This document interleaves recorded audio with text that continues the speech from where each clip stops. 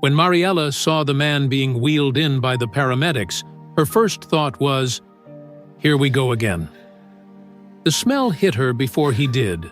Old urine, rancid sweat, weeks of street life baked into his skin. He lay semi-conscious, filthy rags clinging to his skeletal frame, matted hair hiding his face. Another homeless patient no one wanted to touch. Another case that would become Mariela's problem, because the other nurses always found convenient excuses to disappear. She snapped on her gloves, steeling herself for another endless night, caring for someone the system had thrown away. What Mariela couldn't possibly know was that this dying, reeking man on Gurney 3 was about to change her life forever. But to understand how everything reached this point, we need to go back to the beginning of this journey, to the afternoon when everything started to change. It was 4:16 in the afternoon on a gray Thursday when the emergency doors of San Lorenzo Hospital burst open. Mariela Duarte was finishing her double shift, her third consecutive one that week. Her feet ached, her back protested with every movement, and her mind wandered between the unpaid bills accumulating on her kitchen table and the medication her father desperately needed. At 32 years old, Mariela felt like she was carrying the weight of the entire world on her shoulders. The hospital corridors smelled of disinfectant and despair, a combination Mariela had grown accustomed to over her 8 years working there. She had seen it all. Births that defied medical odds, deaths that seemed unfair, miracles that doctors couldn't explain, and tragedies that made even the most faithful question their beliefs. But Mariela no longer questioned anything. She had stopped praying 3 years ago when her husband left, taking not just his belongings, but every penny they had saved together. "Mariela!" The shrill voice of Helena Figueroa, the hospital manager, cut through her thoughts like a knife. "I need you in emergency. Now." Mariela suppressed a sigh. Helena always needed her somewhere, always at the worst possible moment. The woman had a special talent for finding the most exhausted nurse and demanding just one more task, one more patient, one more impossible hour. "I was about to clock out, Helena. My shift ended 20 minutes ago. And I care about that because—" Helena crossed her arms, her perfectly manicured nails tapping against her expensive blazer. Everything about Helena screamed privilege, from her designer shoes to the way she looked at nurses like Mariela, as if they were disposable. "We have a situation. A patient just arrived, no documents, no identification, refuses to speak. The other nurses are refusing to touch him." "Why?" Helena wrinkled her nose. "He's dirty. Homeless, probably. Smells like he hasn't showered in weeks. You know how it is." Mariela did know. She had seen it countless times. Patients who didn't fit the hospital's unspoken standard of acceptability, people who were pushed aside, ignored, treated as less than human simply because of their appearance or economic status. "Where is he?" "Emergency room 3. "But Mariela?" Helena's voice took on a threatening tone. "If you can't handle this, I'm sure I can find someone who needs the hours more than you do." The threat hung in the air like a storm cloud. Mariela needed this job desperately. Her father's dialysis treatments weren't going to pay for themselves, and the collection agencies were already calling twice a day. "I'll take care of it," Mariela heard herself say. As she walked toward emergency room 3, Mariela noticed the whispers. 2 nurses huddled near the medication station, their eyes darting toward the closed door. "Did you see him?" one whispered. "Filthy. Absolutely filthy." "I heard Dr. Ramirez refused to examine him," the other replied. "Said he had better things to do than waste time on a vagrant." Mariela's jaw tightened. She had heard this before, seen this before. The invisible hierarchy that determined whose life mattered more, whose pain deserved attention, whose humanity was worth acknowledging. She pushed open the door to emergency room 3. The man sat on the examination table, his posture straight despite the obvious exhaustion in his features.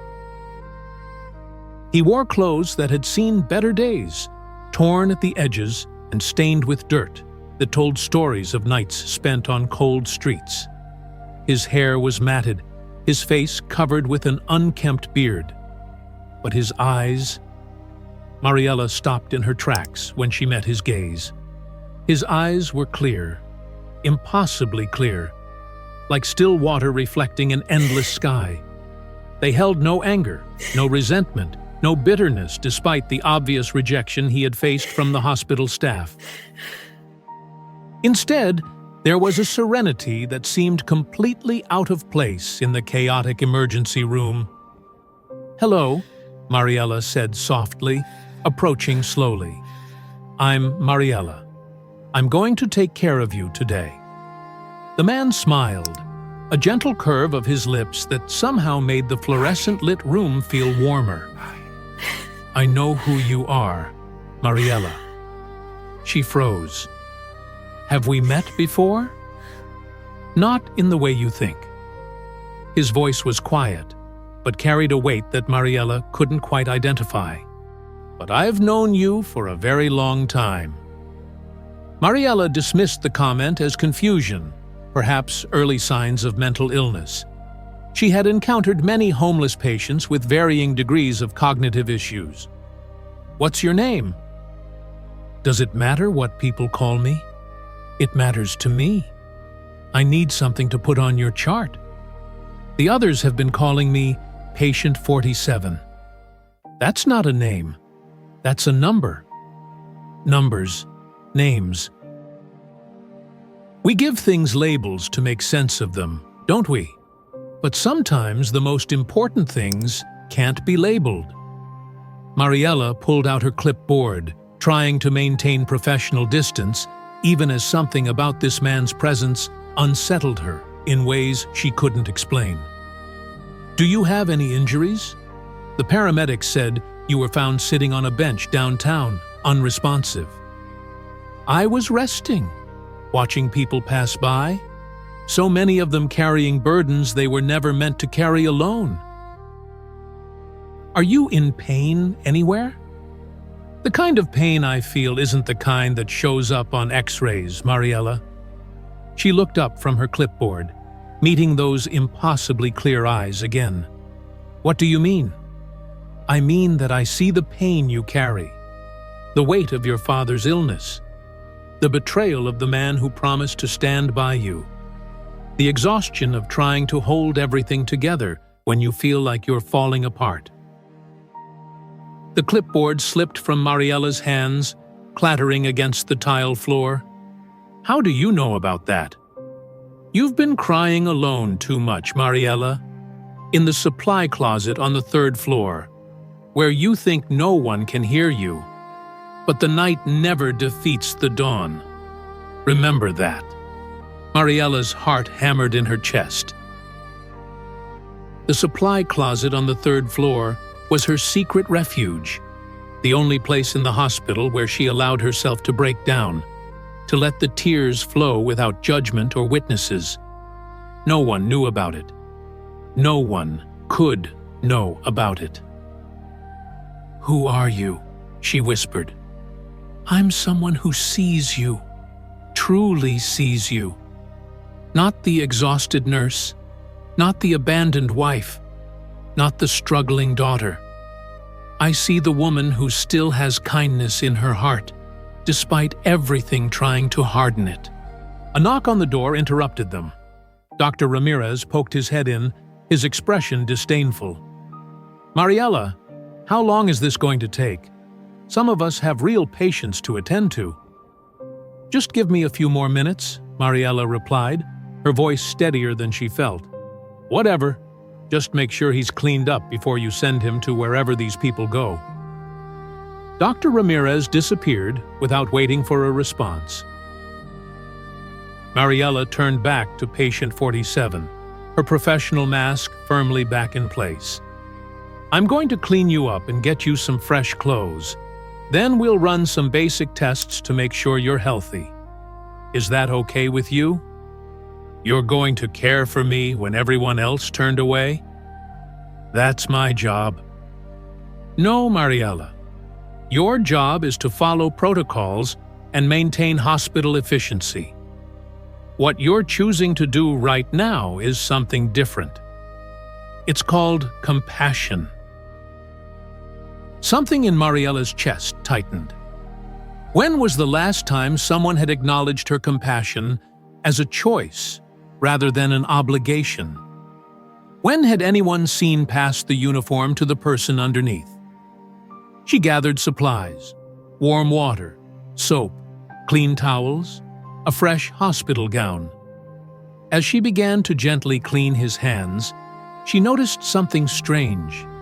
Despite the dirt and grime on his clothes, his skin underneath was different. Not wounded or damaged as she had expected from someone living on the streets, but somehow intact, as if the dirt was only surface deep, a temporary covering rather than a sign of neglect. "You have gentle hands," patient 47 observed. "Hands that have held dying patients and brought comfort.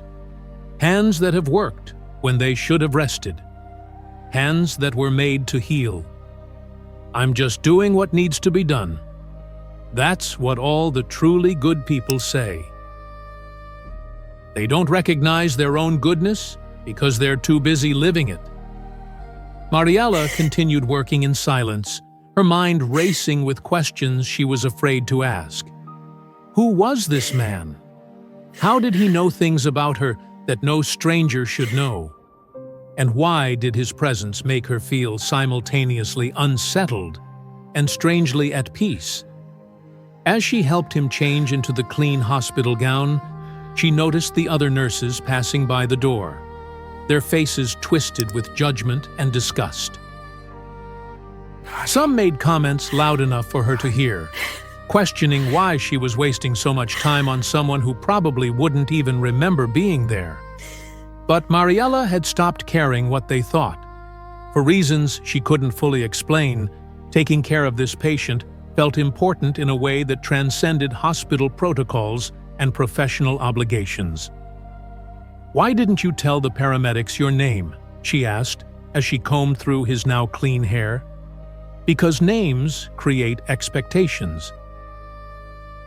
Once you know someone's name, you form ideas about who they should be, what they should do, how they should act. Sometimes it's better to simply exist in the moment, to be seen for actions rather than identities." That's a very philosophical answer for someone who was found unresponsive on a park bench. He laughed, a warm sound that seemed to fill the small room with light. "You assume that people without homes can't think deeply? Some of the wisest people I've known have been those the world considered worthless." Mariela felt her cheeks flush. "I didn't mean—" "I know what you meant. And I know your heart, Mariela. You don't judge. That's why you're here, taking care of me when everyone else walked away. That's why you're still standing when everything in your life has tried to knock you down." She paused, the comb still in her hand. "How do you know so much about my life?" "Because I see people, really see them. Not the masks they wear or the roles they play, but the truth of who they are underneath everything else." That sounds impossible. So does surviving what you've survived. Yet here you are. Before Mariela could respond, the lights in the room flickered. Once, twice, then steady again. She glanced at the cardiac monitor attached to patient 47's chest. The readings were perfect. Not just normal, but impossibly perfect. Heart rate at exactly 60 beats per minute. Blood pressure textbook ideal. Oxygen saturation at 100%. Your vitals are remarkable, she observed, checking the equipment to make sure it was working properly. The body reflects the state of the soul, don't you think? I think you have the vital signs of someone 20 years younger who works out regularly and has never experienced stress. Maybe I've learned to surrender things I cannot control.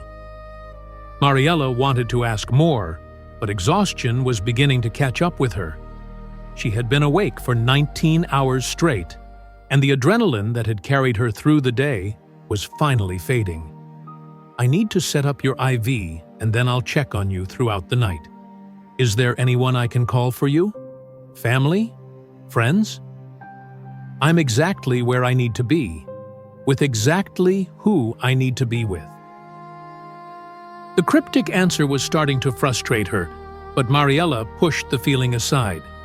She had dealt with difficult patients before, people who spoke in riddles or refused to give straight answers. This was just another challenging case. As she inserted the IV, her hands trembled slightly. The exhaustion was deeper than physical now. It was the exhaustion of someone who had been running on empty for too long, someone who had forgotten what it felt like to be truly rested. When was the last time you took care of yourself, Mariela? Patient 47 asked gently. I don't have time for that. Everyone has time. They just choose to spend it on other things. You've been spending yours trying to save everyone else while slowly drowning yourself. I'm fine. You're lying. To me, to yourself, to everyone around you. You're not fine. You're exhausted, heartbroken, overwhelmed, and losing faith in everything you once believed in. Mariela's hands stilled. You don't know anything about my faith. I know you stopped praying 3 years ago when your husband left. I know you look at the small cross your mother gave you, the one you keep in your locker, and feel nothing but emptiness. I know you've questioned why God would allow so much suffering, so much injustice, so much pain. Tears blurred Mariela's vision. Stop. I also know that deep down, underneath all that hurt and disappointment, there's still a spark. A tiny flame that refuses to go out completely, no matter how hard the winds blow. I said stop. Her voice broke on the last word. Patient 47 reached out and gently touched her hand. His touch was warm, impossibly warm, like standing in sunlight after a long winter. You don't have to carry everything alone, Mariela. You were never meant to. She pulled her hand away, wiping her eyes roughly. I need to check on other patients. Of course, but I'll be here when you need me. Mariela practically fled the room, her heart pounding and her mind spinning. In the hallway, she leaned against the wall, trying to catch her breath. What had just happened?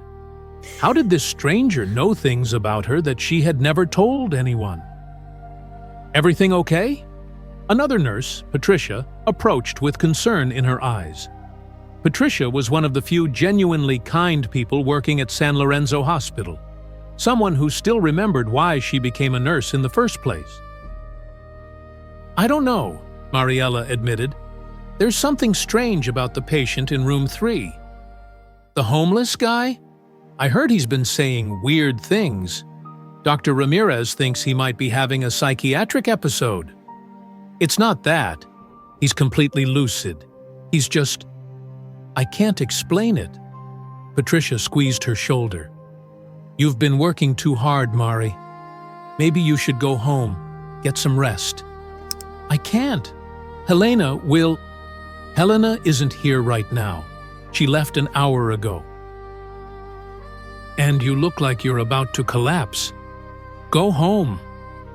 But Mariela found herself shaking her head. I need to stay. Just for tonight. Something tells me I need to be here. Patricia looked at her curiously, but didn't argue. "Okay, but promise me you'll at least eat something and take a break." Mariela promised, though she knew she probably wouldn't keep it. She had become an expert at making promises to herself that she never fulfilled. "I'll rest tomorrow. I'll eat later. I'll take care of myself soon. Always tomorrow. Always later. Always soon. Never now." The rest of the evening passed in a blur of routine tasks, checking vitals, administering medications, comforting frightened patients, dealing with demanding family members.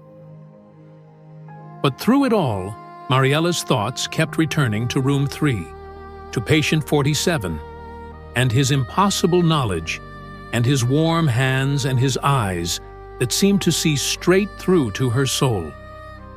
At midnight, she made her rounds, checking on sleeping patients and updating charts. When she reached room 3, she hesitated outside the door. Part of her wanted to skip this room, to avoid another unsettling conversation. But another part, the part that had drawn her into nursing in the first place, urged her forward. She opened the door quietly. Patient 47 was awake, sitting up in bed, his gaze fixed on the window. The room felt different somehow, warmer despite the hospital's perpetually cold air conditioning. And was that light coming from somewhere? Mariela couldn't identify the source, but the room seemed softly illuminated, as if lit by candles that weren't there. "Can't sleep?" she asked softly. "I'm keeping watch," he replied. "Keeping watch over what?" "Over you, over everyone in this hospital, over all the souls fighting battles no one else can see." Mariela approached the bed, checking his IV automatically. "Your vitals are still perfect. That's unusual. Is it unusual to be at peace?" "For most people in a hospital? Yes." He smiled. "What about you, Mariela? Are you at peace?" "I'm working. I don't have time to think about peace." "That's a no, then." She sighed, pulling up a chair. Against her better judgment, she sat down. Her feet screamed in relief. "Why are you really here? And please don't give me another cryptic answer." "I'm here because this is where I'm needed, just like you. I'm here because I have bills to pay, and a father who needs medical treatment. That's why you think you're here. But the real reason is much deeper. You're here because you still have compassion in a world that tries to drain it from people. You're here because someone needs to be the one who doesn't turn away. You're here because your presence in this hospital has saved more lives than you know, not just through medicine, but through simple human kindness." Mariela felt tears threatening again. "I don't feel kind. I feel exhausted and bitter and angry." "Feelings aren't the same as truth. You feel exhausted because you've been carrying too much. You feel bitter because you've been hurt. You feel angry because you've seen injustice and suffering. But underneath all those feelings, your actions still show kindness. You're still here, still caring, still choosing compassion, even when it would be easier to walk away." "Easier?" Mariela laughed bitterly. "Nothing about walking away would be easier. I have debts, responsibilities, people depending on me. I'm not talking about leaving your job. I'm talking about leaving your heart. Many people in your position would have shut down emotionally years ago, would have turned cold and indifferent to protect themselves from the pain. But you haven't. Despite everything, you're still tender, still capable of crying in supply closets, which means you're still capable of feeling. And that, Mariela, is a gift. It doesn't feel like a gift. It feels like a curse. Only because you've been hurt. But I promise you, the ability to feel deeply is what will save you in the end." Mariela wiped her eyes. How can you be so sure? Because I've seen the end of many stories, and I know how yours is meant to unfold. That's not possible. No one can know that. He reached out and took her hand again, that same impossible warmth radiating from his touch. Some things are possible that seem impossible. Some miracles are quiet. Some answers come not with thunder, but with whispers. And sometimes, Mariela, God sends exactly what we need, in exactly the form we need it, even when we've stopped asking. Her breath caught. Are you saying God sent you? I'm saying that nothing happens by accident. Not the timing of my arrival. Not your decision to care for me. Not this conversation happening right now at midnight when the hospital is quiet and your defenses are down. Who are you? She whispered again, but this time the question carried a different weight, a different meaning. He smiled, his eyes reflecting a light that didn't come from any lamp in the room. I'm someone who came to remind you that you're not alone, even when you feel most abandoned. I'm someone who came to tell you that your prayers were heard, even the ones you stopped praying out loud. I'm someone who came to show you that the next chapter of your story is about to begin, and it's more beautiful than you can imagine. Before Mariela could respond, an alarm blared from another room. She jumped up, professional instinct taking over. I have to go. I know. But Mariela, before you go, remember this. In 3 days, everything will begin to change. Watch for the signs. Don't be afraid when things seem impossible. She wanted to ask what he meant, but the alarm was insistent, urgent. She rushed from the room, her heart pounding with confusion, and something else, something that felt dangerously like hope. Don't leave now. What's about to happen will change everything. God was preparing something that no one could imagine. The rest of the night was chaotic. A multi-car accident brought in 7 patients at once, stretching the emergency department to its limits. Mariela worked alongside Dr. Ramirez and 3 other nurses, her exhaustion forgotten in the rush of adrenaline and necessity. But through it all, she was aware of something strange happening. The patients near room 3, the ones in rooms 2 and 4, seemed unusually calm. Mrs. Rodriguez, an elderly woman with severe pneumonia who had been restless and agitated all day, was sleeping peacefully for the first time in 48 hours. Marifi Chen, a young man with a compound fracture who had been in constant pain despite heavy medication, suddenly reported that his pain had decreased significantly. I don't understand it, Dr. Ramirez muttered, reviewing Mr. Chen's chart. The fracture is still there. The swelling hasn't gone down, but he's rating his pain at 2 out of 10 when it was 9 just an hour ago. Mariela glanced toward room 3, where patient 47 rested quietly. Just a coincidence, she told herself. Medical conditions fluctuated all the time. There was probably a logical explanation. But when she checked on Mrs. Rodriguez at 2 in the morning and found the elderly woman's fever had broken completely, she began to wonder. The woman's daughter, who had been sitting vigil by her bedside, looked up with tears in her eyes. It's a miracle, the daughter whispered. The doctor said she wouldn't make it through the night, but look at her. She's breathing easily. Her color is back. She opened her eyes an hour ago and asked for water. That's wonderful, Mariela said, checking the monitors. The woman's vitals were indeed dramatically improved. Before she fell asleep, she said something strange, the daughter continued. She said a bright man visited her, that he touched her forehead and told her it wasn't her time yet, that she still had grandchildren to meet and stories to tell. but no one else has been in this room except me and the nurses." "Did you see anyone?" Mariela's skin prickled. "No, no one came in. Maybe she was dreaming. But Nurse Mariela, it felt real. When I held her hand just now, it was warm, really warm, like she had been standing in sunshine. That same impossible warmth she had felt when patient 47 touched her hand." Mariela excused herself and walked quickly to room 3. She opened the door without knocking.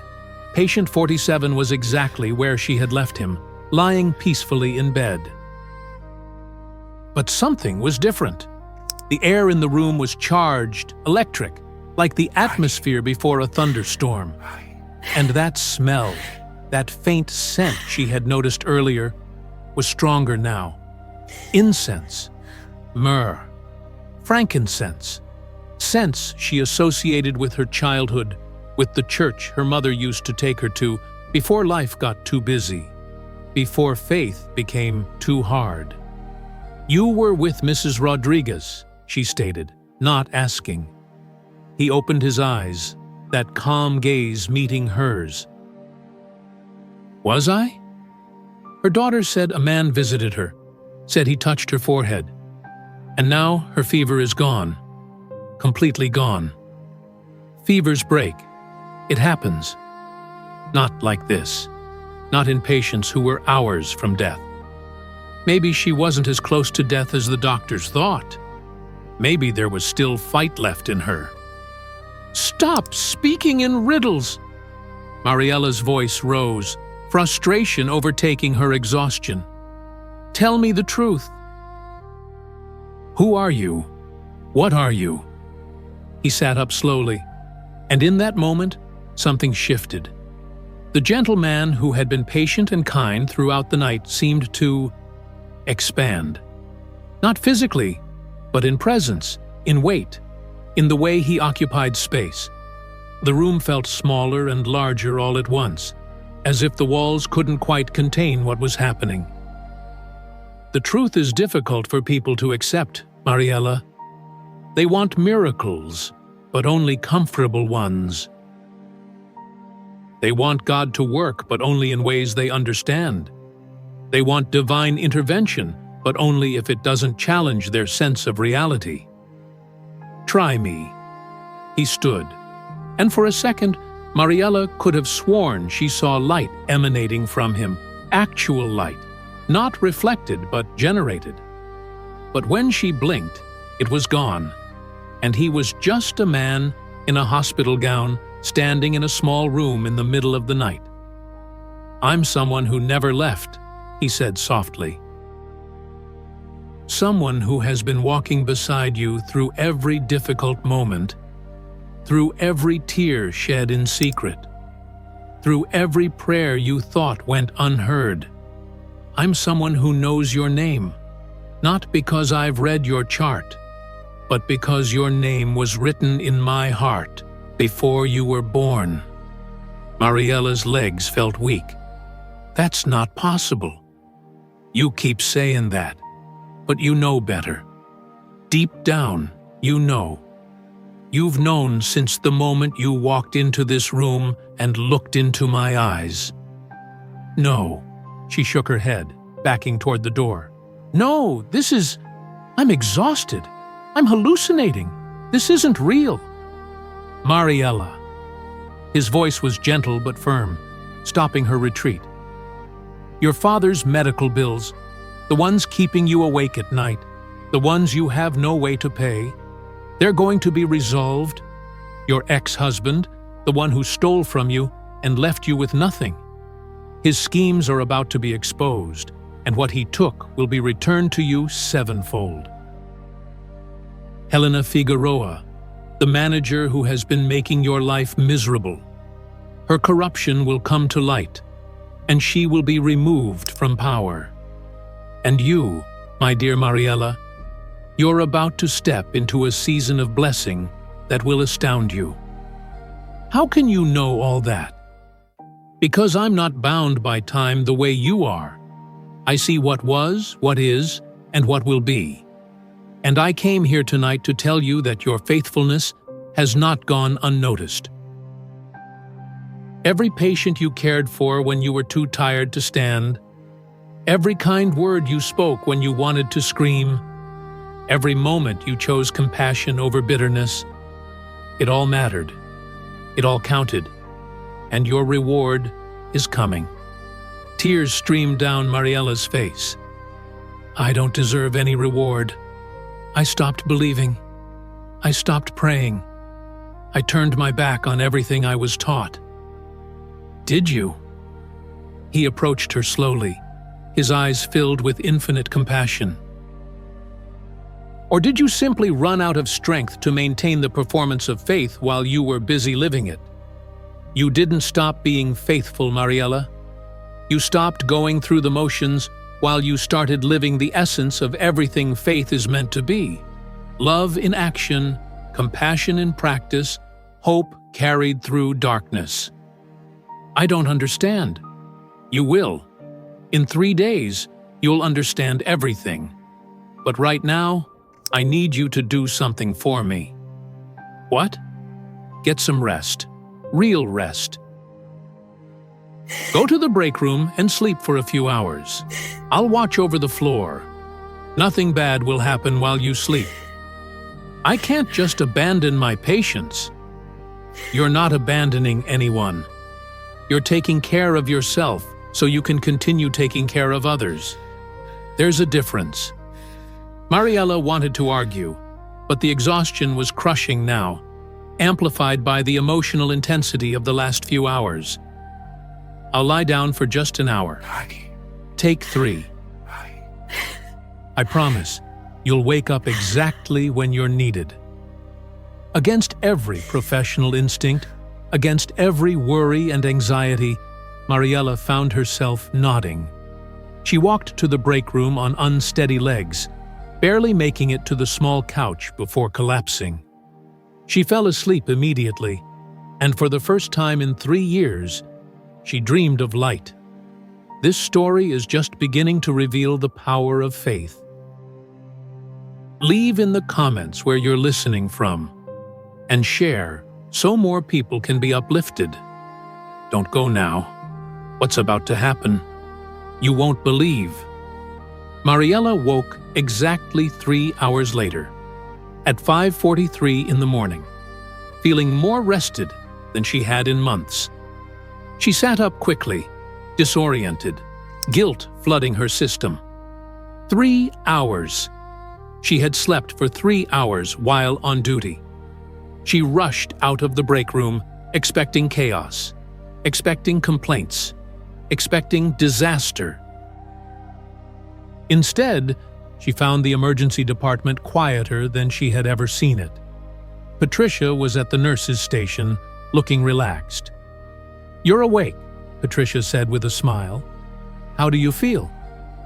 "Terrified. I fell asleep for 3 hours during my shift." "I know. And it was exactly what you needed. The floor has been calm, almost eerily calm. Everyone's stable, no new emergencies, no codes. It's like the entire hospital decided to take a peaceful breath." Mariela looked around, her mind struggling to process this. "That doesn't make sense." "I know, but I'm not questioning it. Sometimes we get lucky nights." "Where's Dr. Ramirez?" "He left about an hour ago. Said he'd never seen such stable patients, and there was no point in him staying. Dr. Mendoza is on call if anything comes up, but honestly, I think you could go home early. Everything's under control." Mariela's first thought was of patient 47.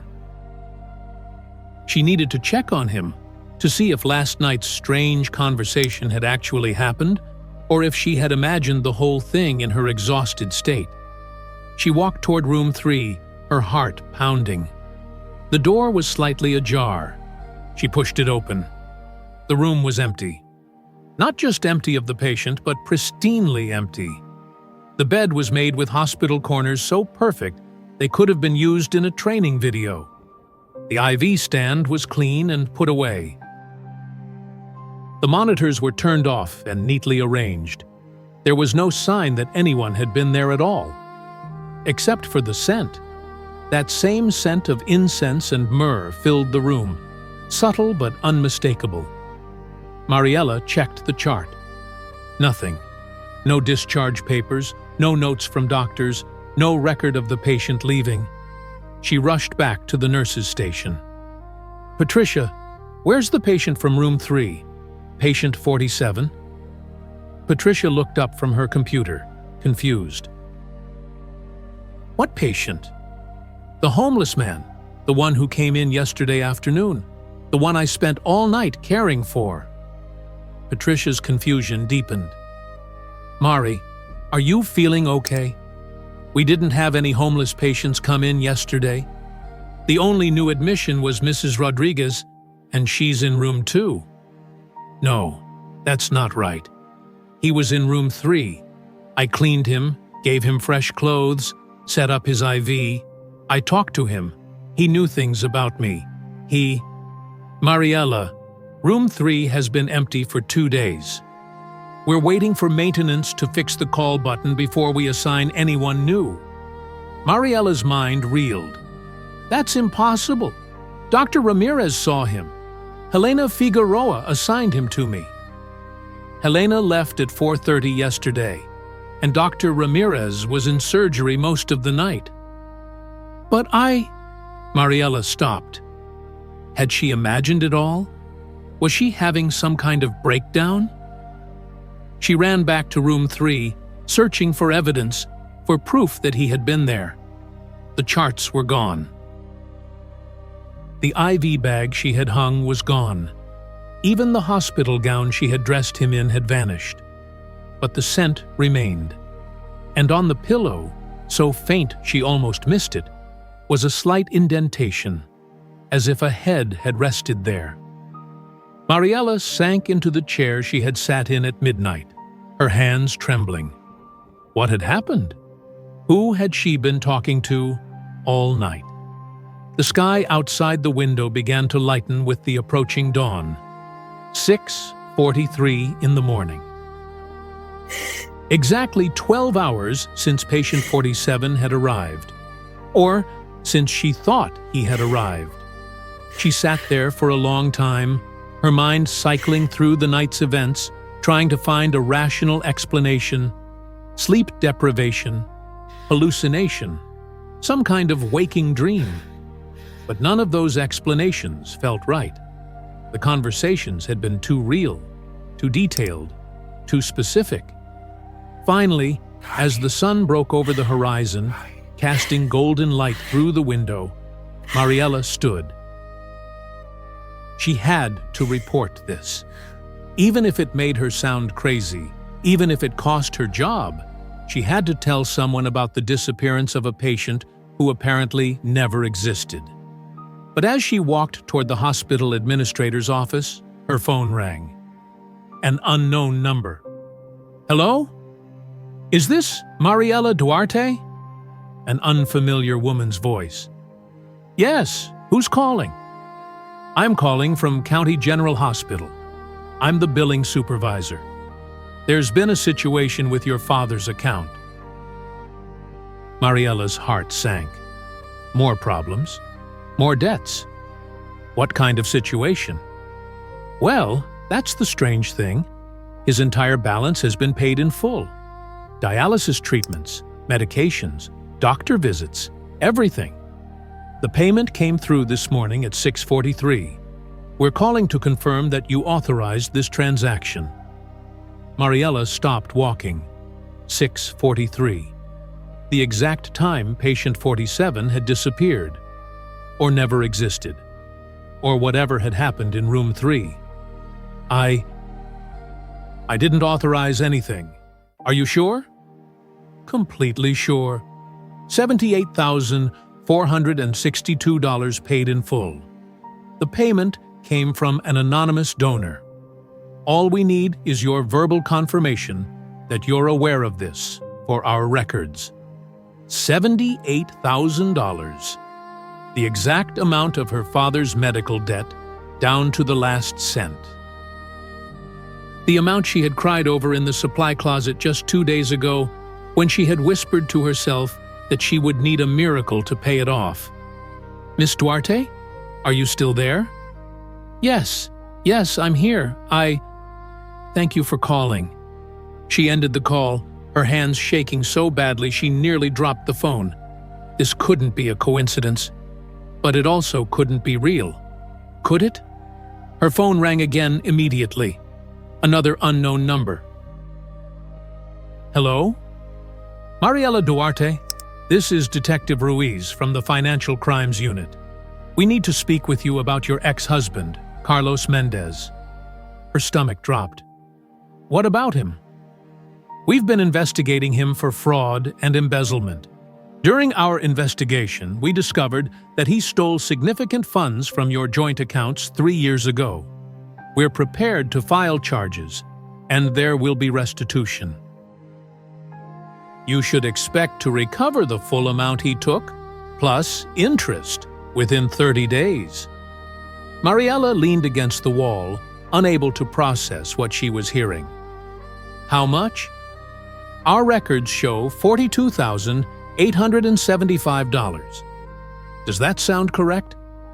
It was exactly right. To the dollar. The amount Carlos had drained from their savings before disappearing. Another number she had memorized through tears and sleepless nights. "Yes," she whispered. "That's correct." "Chitur, we'll be in touch with more details, but I wanted to give you the good news. Justice is being served, Miss Duarte." The call ended, and Mariela slid down the wall until she was sitting on the floor in the middle of the hospital hallway. Her mind couldn't hold all of this. The paid medical bills, the recovered theft, and patient 47's words echoing in her memory. In 3 days, everything will begin to change. But it was already changing. Right now, at this moment. "Mariela!" Patricia rushed over, concern etched on her face. "Are you okay? What happened?" "I don't know," Mariela said honestly. "I don't know what's happening." Patricia helped her up. "Come on, let's get you some water. You've been through too much lately." As they walked toward the break room, the hospital's overhead speakers crackled to life. "Attention all staff. This is Administrator Rodriguez. There will be an emergency meeting at 9 o'clock this morning regarding personnel changes. Attendance is mandatory for all department heads and supervisors." Patricia and Mariela exchanged glances. Emergency meetings were never good news. But then Patricia's phone buzzed. She read the message, her eyes widening. "Oh my God! What?" "Helena Figueroa. She's been suspended. Effective immediately. There's an investigation into payroll fraud and patient care violations. They're saying she's been falsifying overtime records and pocketing the difference. And there are allegations that she's been pressuring staff to cut corners on patient care to reduce costs." Mariela remembered patient 47's prediction. Helena Figueroa's corruption would come to light. She would be removed from power. "How did this happen so fast?" Patricia asked. "These things usually take months to investigate." "I don't know," Mariela said, but she was starting to understand. Or at least, she was starting to accept that understanding might not be possible. Some things were beyond explanation. The rest of the morning passed in a blur. Mariela went through the motions of her job, but her mind was elsewhere, cycling through the events of the past 12 hours. Every detail of her conversation with patient 47. Every word he had spoken. Every impossible thing he had known. At 9 o'clock, she attended the staff meeting.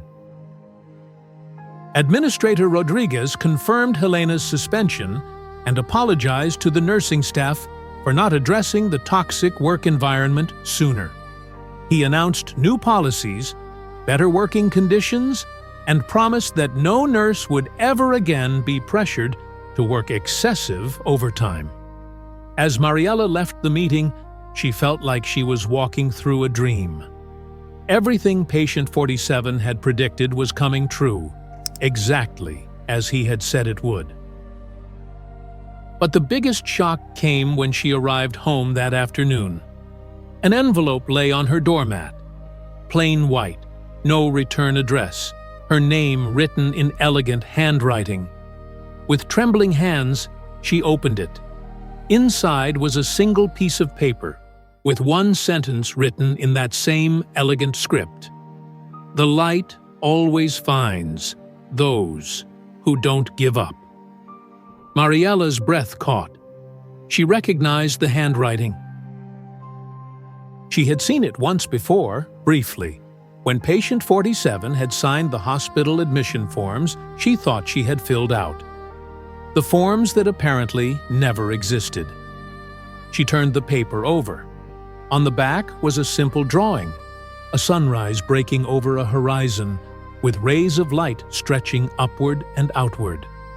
And in that moment, standing in the doorway of her small apartment, holding a letter from someone who had vanished without a trace, Mariela finally understood. She didn't need him to say who he was. What he had done said everything. She sank to her knees right there, on the threshold between outside and inside, between doubt and faith, between her old life and whatever was coming next. And for the first time in 3 years, Mariela prayed. Not the desperate, angry prayers of someone demanding answers. Not the empty, automatic prayers of someone going through motions. But the prayer of someone who had been found when they were lost, seen when they were invisible, loved when they felt unlovable. "Thank you," she whispered through tears. "Thank you for not forgetting me. Thank you for seeing me. Thank you for caring when I stopped caring. Thank you for being there even when I couldn't see you."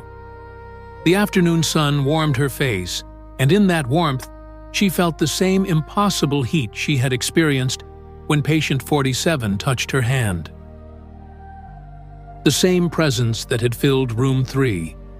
The same peace that had allowed her to sleep without nightmares for the first time in years.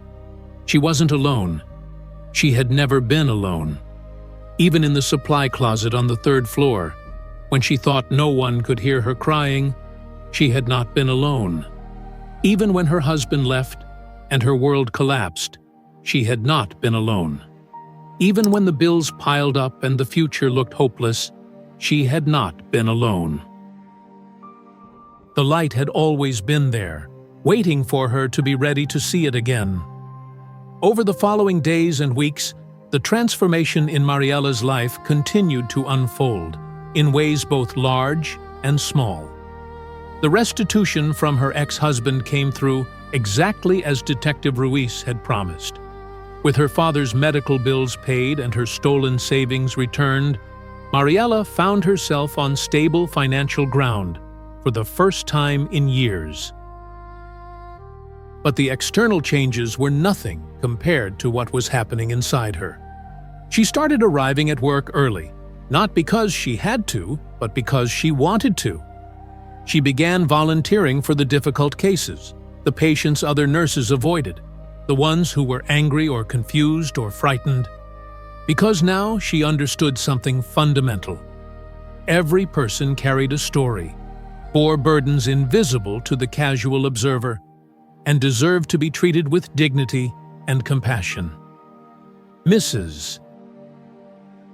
Rodriguez recovered fully and was discharged 2 weeks after that miraculous night. Before she left, she found Mariela in the hallway.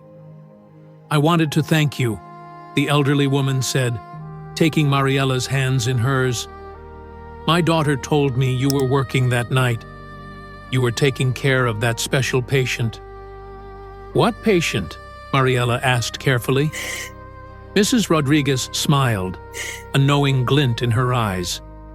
"The one who visited me, the one who touched my forehead and told me I had more life to live. My daughter said he was in room 3. that you were the only one who cared for him when everyone else turned away. Your daughter saw him? No, but she felt him. She said the hallway outside my room filled with the most beautiful warmth, and she knew someone special was near. And the next morning, when I woke up healed, she saw you coming out of room 3, and she knew you had been the one to welcome him. Mariela's eyes filled with tears. I don't know what happened that night. I still don't understand it.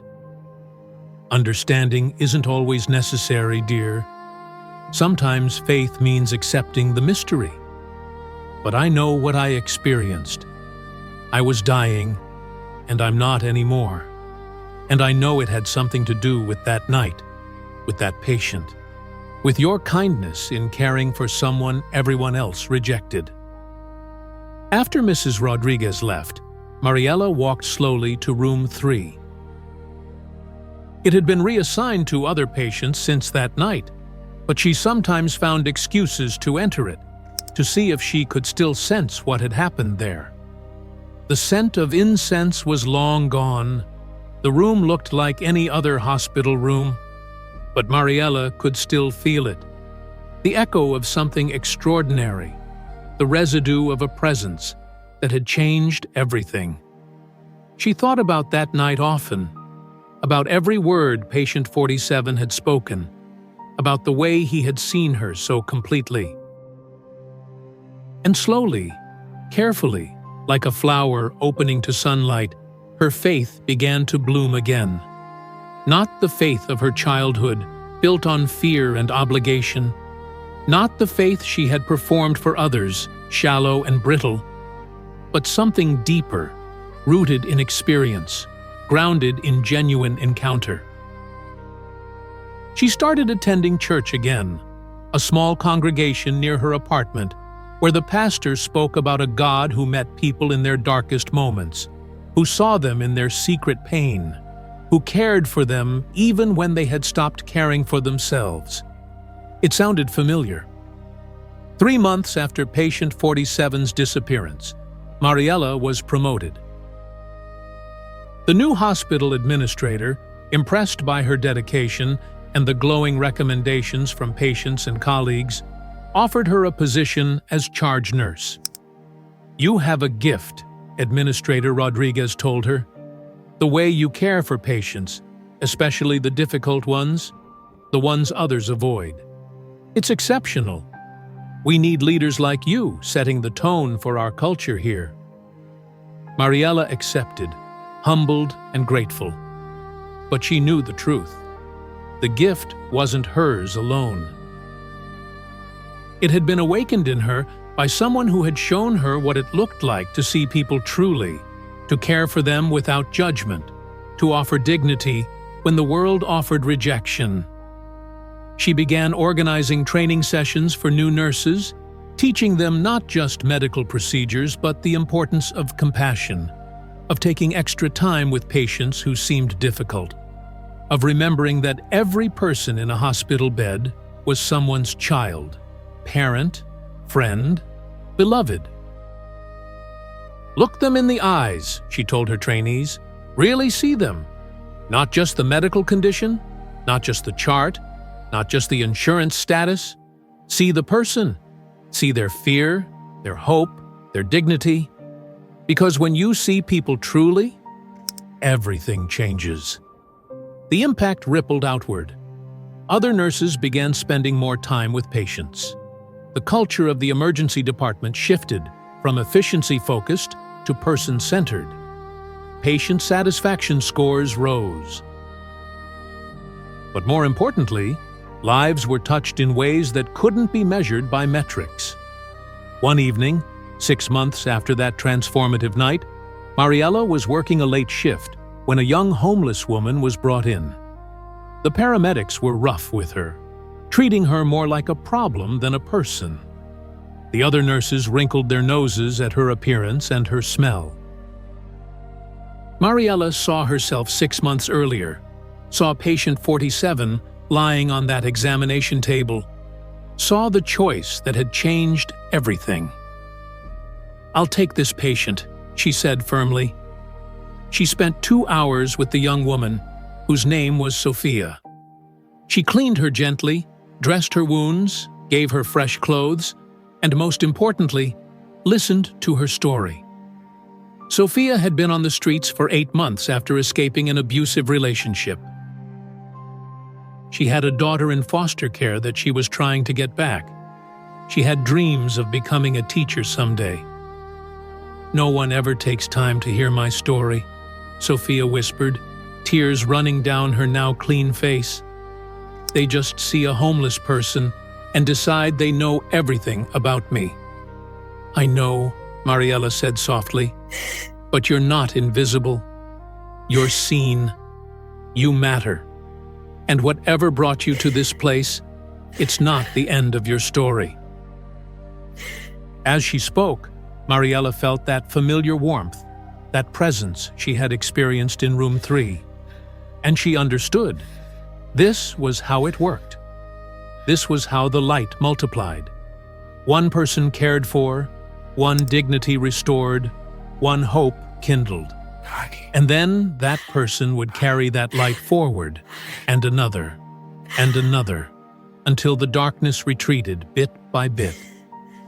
Sophia stayed in the hospital for 3 days while they treated her infections and malnutrition. During that time, Mariela connected her with social services, helped her navigate the system, advocated for her in ways Sophia couldn't advocate for herself. When Sophia was discharged, she hugged Mariela tightly. "You saved my life, not just medically. You saw me when I felt invisible. You treated me like I was worth something when I had forgotten that I was." "You are worth something," Mariela said firmly. "More than you know. Don't ever forget that." 2 weeks later, Mariela received a letter from Sophia. She had been accepted into a transitional housing program. She had a caseworker helping her with reunification with her daughter.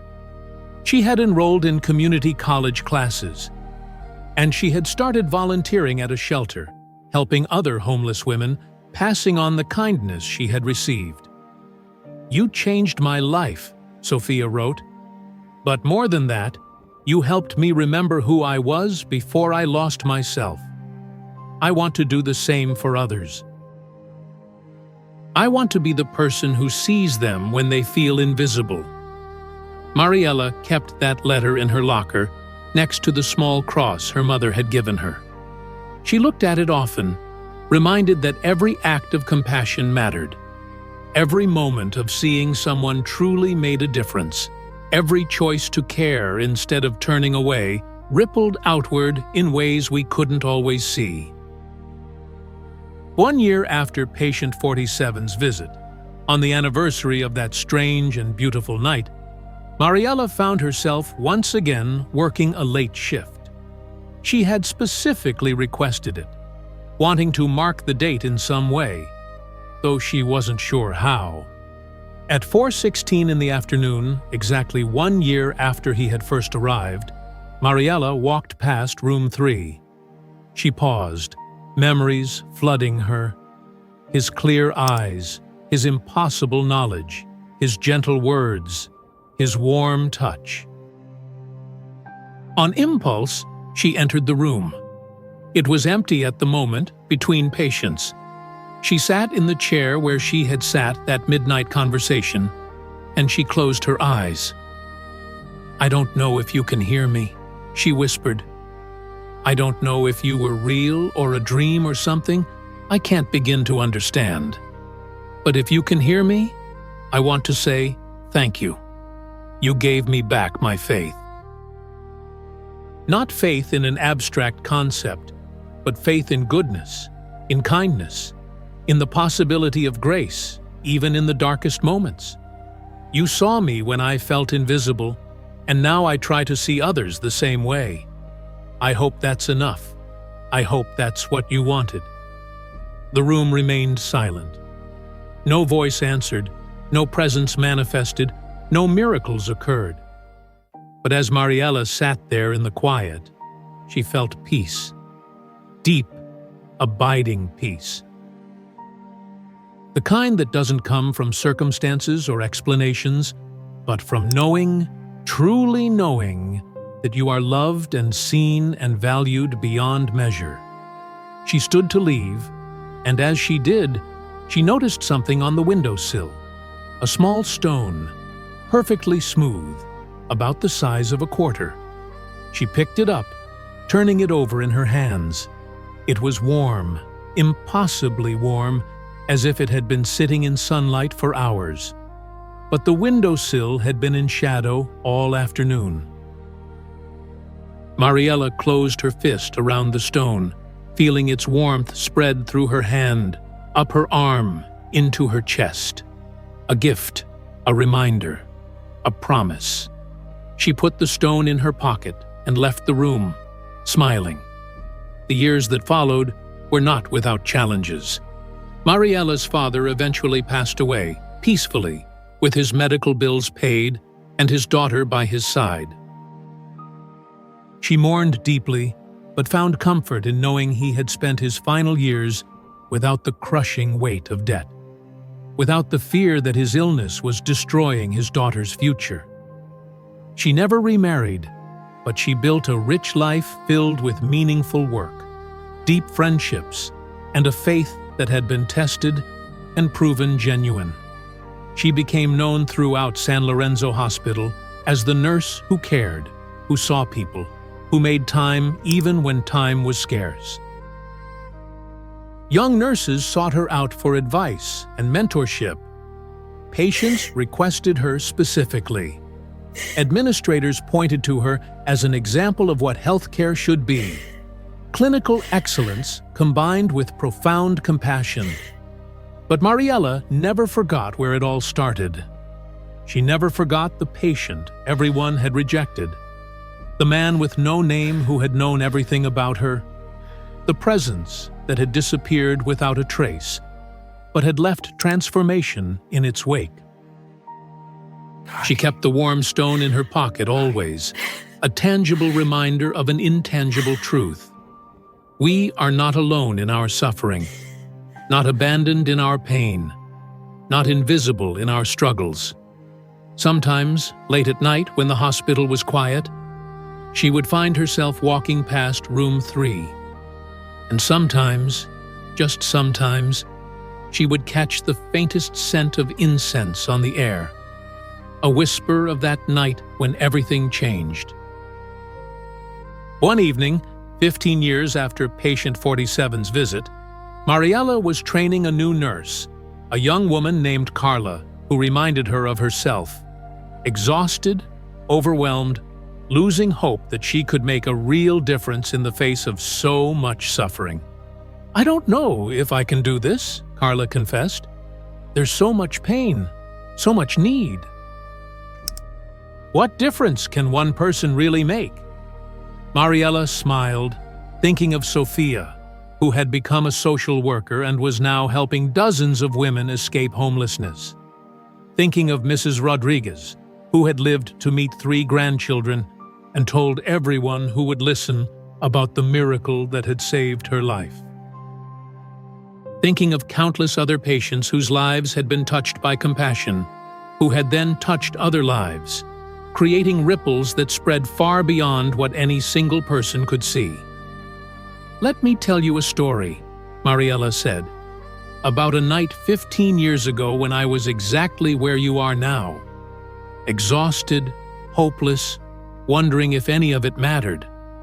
And then a patient came into the emergency room, someone everyone else had rejected, someone who changed everything." As she told the story, Mariela saw Carla's expression shift from despair to wonder, from cynicism to hope. And she knew that the story would continue, that the light would keep spreading, one person at a time, one act of compassion at a time, one choice to see rather than overlook, because that was how it worked. That was how love multiplied. That was how grace transformed the world. not through grand gestures or dramatic miracles, but through ordinary people making extraordinary choices to care, to see, to extend dignity when the world extended rejection. Patient 47 had shown her that truth, and now she was passing it forward, just as Sophia had passed it forward, just as Mrs. Rodriguez had passed it forward, just as countless others would continue to pass it forward through generations yet to come. The night never defeats the dawn. The light always finds those who don't give up, and sometimes, in the most unexpected moments, in the most unlikely forms, grace arrives exactly when we need it most, reminding us that we are seen, valued, loved beyond measure. Mariela's life had been transformed that night in room 3, not because of magic or fantasy, but because she had encountered love in its purest form. Love that sees completely, knows deeply, and transforms utterly. And now, every day, in every patient she cared for, in every struggling nurse she mentored, in every choice to offer compassion instead of judgment, Mariela carried forward the gift she had been given. She was the light, passing it on, just as he had known she would be, just as he had seen in her all along. The woman who would not turn away, who would care for the rejected, who would remember what it felt like to be seen truly, and would spend the rest of her life making sure others felt seen too. Years later, when Mariela was in her 60s and thinking about retirement, she received a letter from an address she didn't recognize. Inside was a newspaper clipping about a new free clinic opening in the city, specifically designed to serve homeless and uninsured patients with dignity and respect. And at the bottom of the article was a quote from the clinic's founder, a woman named Dr. Sofia Martinez. "I became a doctor because a nurse once showed me that every person matters, that every life has value, that kindness can change everything. She saw me when I was invisible, and now I dedicate my life to seeing others the same way." Mariela held the clipping with trembling hands, tears streaming down her face. The ripple continued. The light spread. The love multiplied. And somewhere, she knew, in a way beyond words or explanation, patient 47 smiled. His purpose had been fulfilled. His message had been received. His love had found root in a broken heart and had bloomed into a garden that would feed generations. If this story has strengthened your faith, share it to uplift more lives. Leave a like and tell us in the comments, what moment touched your heart most deeply? Because this is not just Mariela's story. It's the story of every person who has ever felt invisible, every soul who has questioned whether anyone sees their pain, every heart that has wondered if grace still exists in a broken world. The answer is yes. Always yes. The light is real. The presence is constant. The love never fails. And sometimes, when we least expect it, in the form we least anticipate, we encounter the divine in a hospital room, in a moment of compassion, in the choice to care for the one everyone else rejects. That encounter changes everything, not because it solves all our problems instantly, but because it reminds us of truth we had forgotten. We are not alone. We are not abandoned. We are not invisible. We are seen. We are known. We are loved. And when we truly understand that truth, we become carriers of it, passing it forward through every act of kindness, every moment of genuine seeing, every choice to treat another human being with the dignity they deserve. This is how the world changes. This is how darkness retreats. This is how grace multiplies. One patient at a time. one nurse at a time, one act of compassion at a time, until the light fills every corner and no one is left feeling invisible, and every person knows beyond doubt that they matter, they are valued, they are beloved. This is Mariela's legacy. But more than that, this is the legacy available to each of us, every day, in every interaction, in every choice to see or to overlook, to care or to dismiss, to love or to turn away. The question is not whether God is present. The question is whether we have eyes to see, hearts to feel, and courage to respond when that presence manifests in unexpected ways. Mariela said yes, and her yes changed everything. What will your yes look like? Who is waiting for you to truly see them? What act of compassion is yours to give today? The answers to those questions will shape your story, just as Mariela's choices shaped hers. And who knows, perhaps years from now, someone will tell your story too. The story of the person who didn't turn away. The story of the heart that chose love. The story of the life that became light. Because in the end, that's what we're all called to be. Carriers of light in a world that too often dwells in darkness. Bearers of hope in a world that struggles with despair. Extensions of grace in a world that desperately needs it. Just like a nurse who chose to care for a patient everyone else rejected, and discovered that in serving the least of these, she had encountered the greatest of all. The light always finds those who don't give up. Remember that. When the nights are dark and the burdens are heavy and the future seems hopeless, remember, the dawn is coming. The light is real, and you are never, ever alone.